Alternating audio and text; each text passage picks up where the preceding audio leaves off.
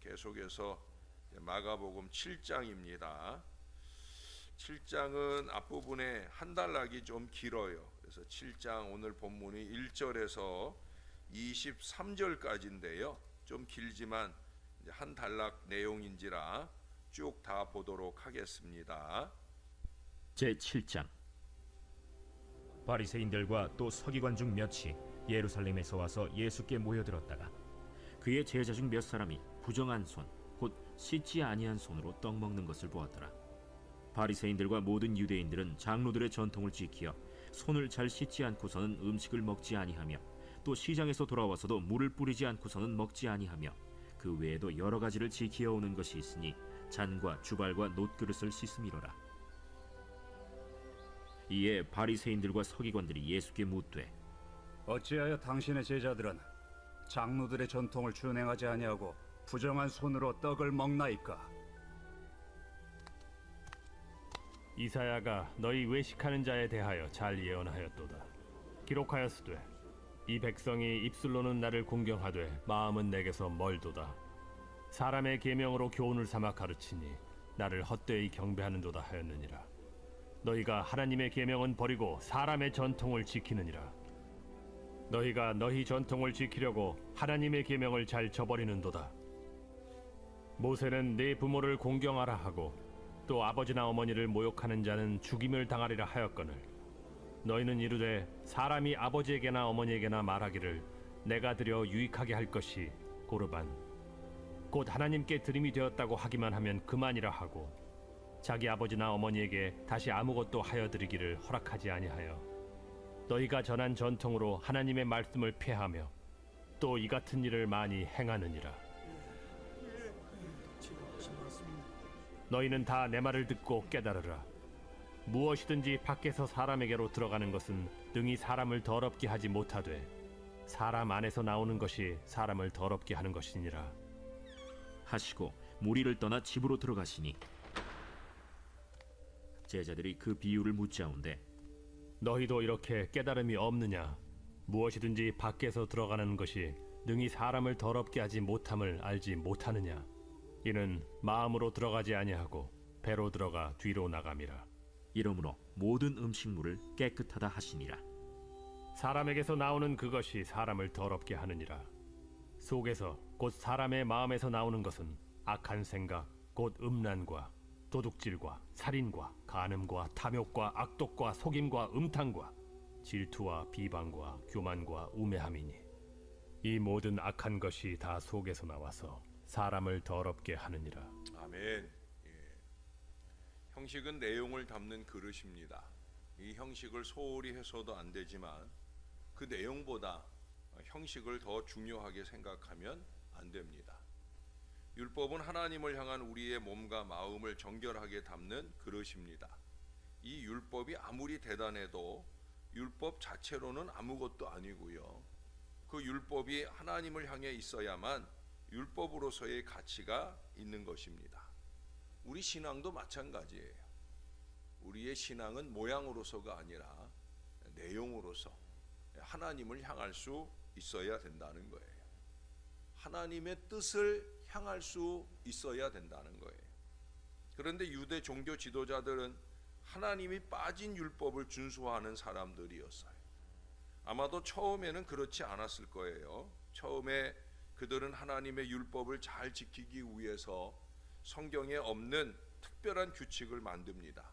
예를 들어서 떡을 먹을 때 손을 씻고 먹어야 한다든지 또 시장에서 돌아와서는 물을 뿌린다든지 하는 것들, 그런 내용들입니다.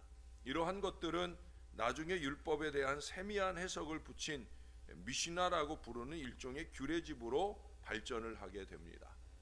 성경은 이러한 것들을 장로의 전통이라고 합니다. 이 장로의 전통은 원래 의도는 율법을 보호하고 율법을 더 잘 지키도록 돕기 위한 목적으로 만들어졌어요. 그래서 율법의 울타리라는 좋은 별명이 붙였었는데, 그러나 세월이 지남에 따라 그 울타리는 거대한 성이 되어 가지고 오히려 율법 자체를 차단하는 결과를 초래하고 말았다는 거예요. 이제는 율법은 전통이라는 벽에 가려서 보이지도 않게 되어 버리고 말았다는 거예요. 오히려 장로들의 유전이 율법보다 더 우위의 권위를 지니게 되었더라 하는 겁니다. 여기 오늘 말씀 가운데 정결 규례가 그 대표적인 본보기예요. 구약 율법에 보면 제사장들은 성소에 들어가기 전에 손발을 씻어야 했어요. 그게 율법이었어요. 그러나 식사를 하기 전에 손을 씻어야 한다는 것은 사실 율법에는 없거든요. 그럼에도 장로들은 식사 전에는 손을 씻어야 한다 하는 새로운 전통을 만들어서 그것을 지키도록 강요한 거예요. 재미난 게 있어요. 우리는 보통 화장실에서 들어갈 때 손을 씻어요, 나올 때 손을 씻어요. 우리는 나올 때 손을 씻잖아요. 이스라엘 사람들은 들어갈 때 손을 씻어요. 물론 나올 때도 씻는 사람도 있는데 나올 때 씻는 것보다는 들어갈 때 씻는 걸 더 중요하게 생각을 해요. 이런 전통들은 오히려 율법보다도 더 가지수가 많아지게 됐고요. 아주 세미한 부분까지도 전통으로 만들어서 지키도록 했습니다. 예수님은 예루살렘으로부터 온 종교 지도자들이 이 정결의식을 가지고 시비를 걸자 이제 그에 맞서 한 가지 비유의 말씀을 하셔요. 15절 16절에 보시면 무엇이든지 밖에서 사람에게로 들어가는 것은 능히 사람을 더럽게 하지 못하되 사람 안에서 나오는 것이 사람을 더럽게 하느니라. 우리는 때로 모르지만 우리가 하는 말이나 행동들이 얼마나 추하고 더러운지요. 저런 걸 신앙이라고 생각되어지는 일들을 우리는 너무나 많이 한다는 거예요. 외면이 내면에 영향을 주지 못한다 하는 이 주님의 말씀의 뜻을 제대로 깨닫지 못한다는 거죠. 음식이나 환경이나 어떤 형식이 우리의 속사람을 변화시키는 것이 아니라는 얘기예요. 사람을 더럽게 하는 것은 먹는 것이 아니라 그 입에서 나오는 것이다, 이 말씀이에요. 오죽하면은 16절, 20절, 23절에서 세 번이나 이 표현을 강조하고 있어요. 사람에게서 나오는 그것이 사람을 더럽게 하느니라.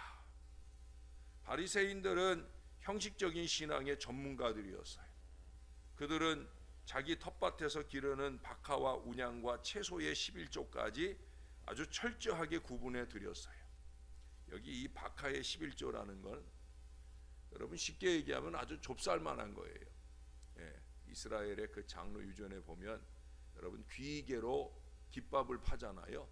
그것의 10분의 1을 떼어서,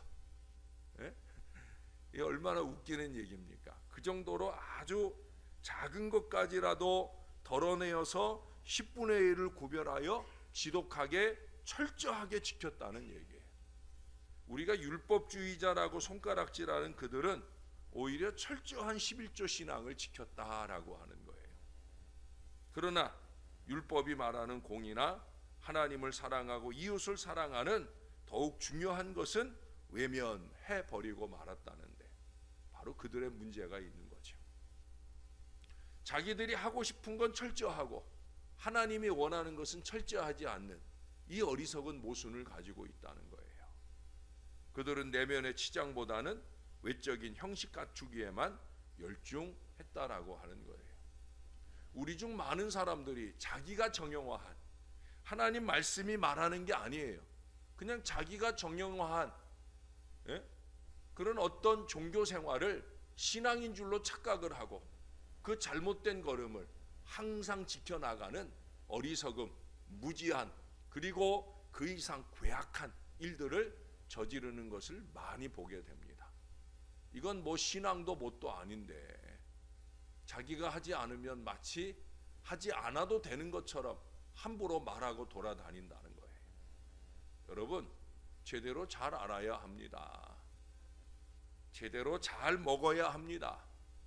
우리는 어떤 경우에도 하나님의 말씀 이외의 어리석은 전통이나 교리나 관심에 따른 그 유전을 더 중요하게 생각하면 안 된다는 거예요. 왜 중세 카톨릭이 문제가 되었습니까? 여러분, 카톨릭 교회의 타락은요, 전통의 개입, 성경 말씀의 경시, 전통을 중시하고 전통을 고수하면서 성경 말씀을 폐기하고 결국 하나님을 헛되이 경배하는 이 과정을 통해서 결국 멸망되어져 갔어요.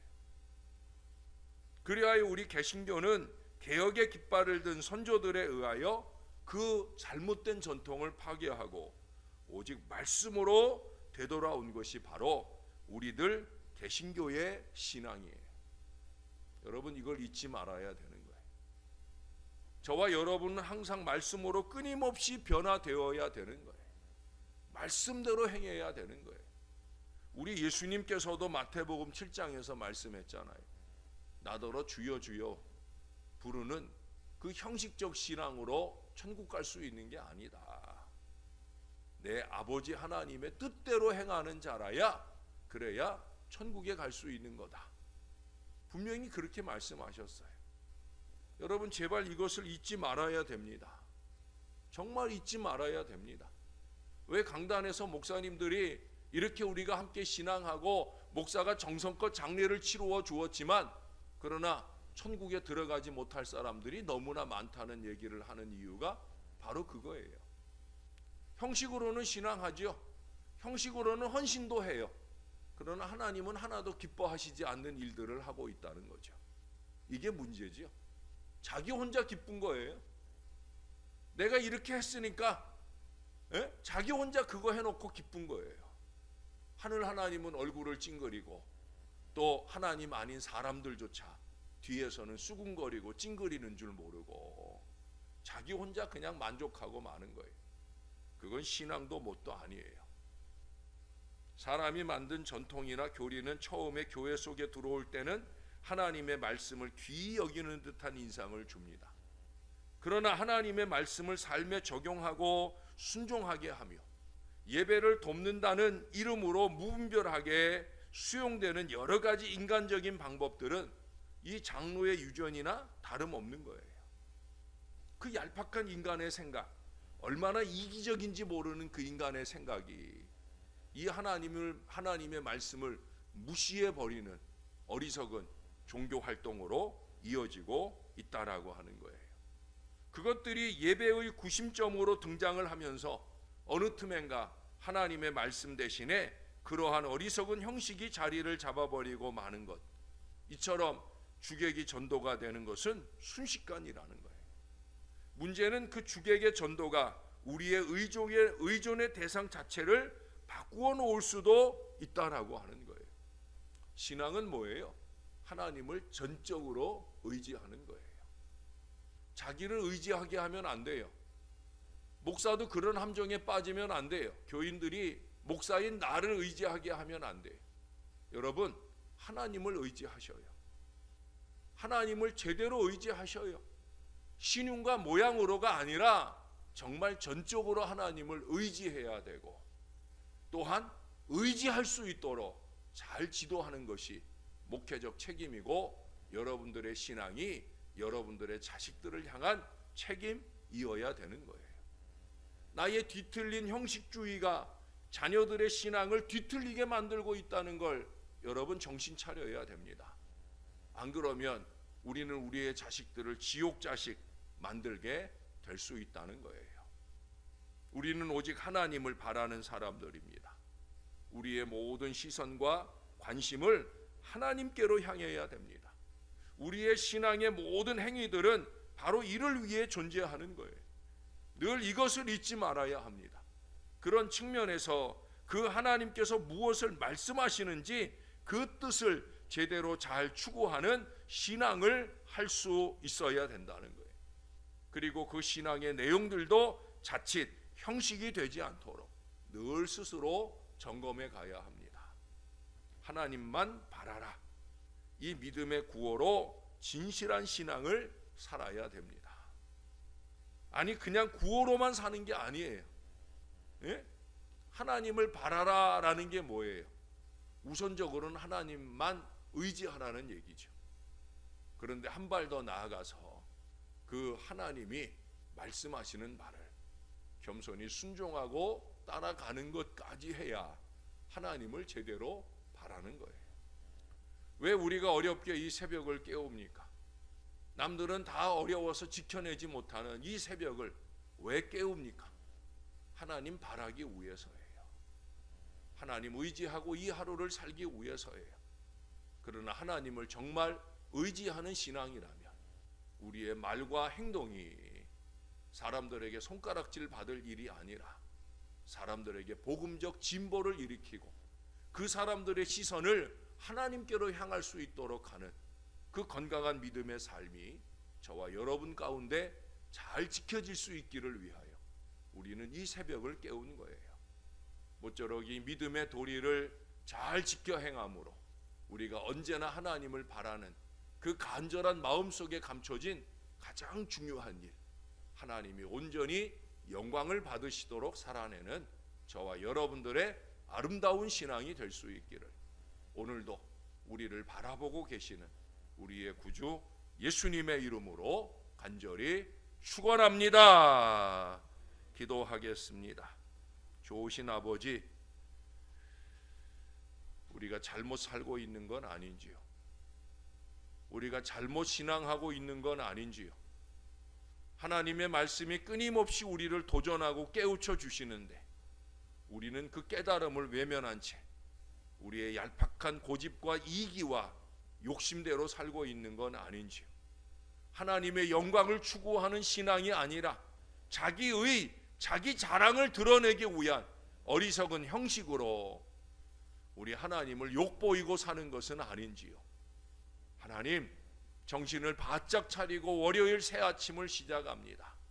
이 한 주간 날마다 우리의 걸음걸음이 정말 주님을 온전히 바라는 걸음이 되게 하여 주시옵소서.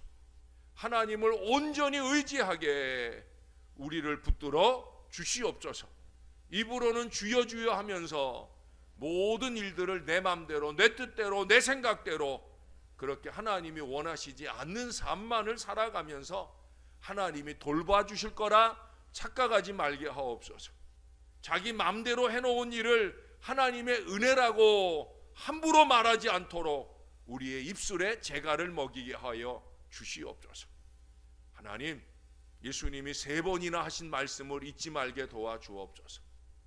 사람의 입으로 들어가는 것이 사람을 더럽게 하는 것이 아니라 사람의 입으로 내놓는 것이 사람의 삶으로 내놓는 그 얄팍한 신앙이 사람을 더럽게 하고 공동체를 더럽게 할 수 있다는 이 주님의 경고를 잊지 말게 도와 주시옵소서. 목회자들도 정신 차리게 하시고 주의 백성들도 제대로 잘 신앙하게 하셔서 하나님이 원하는 참으로 신령하고 건강한 믿음으로 하나님께 영광되는 하나님 바라기에 아름다운 신앙을 사는 저와 이 모든 자녀들 되게 하여 주시옵소서. 오늘도 하나님 바라보고 이 아침을 시작하오니 오늘 하루 내내 우리를 잘 돌봐주시고 지켜 인도해 주시옵소서. 언제나 하나님이 우리 곁에 항상 똑같은 모습으로 함께 해주셔서 너무 감사합니다. 예수님의 이름으로 기도합니다. 아멘.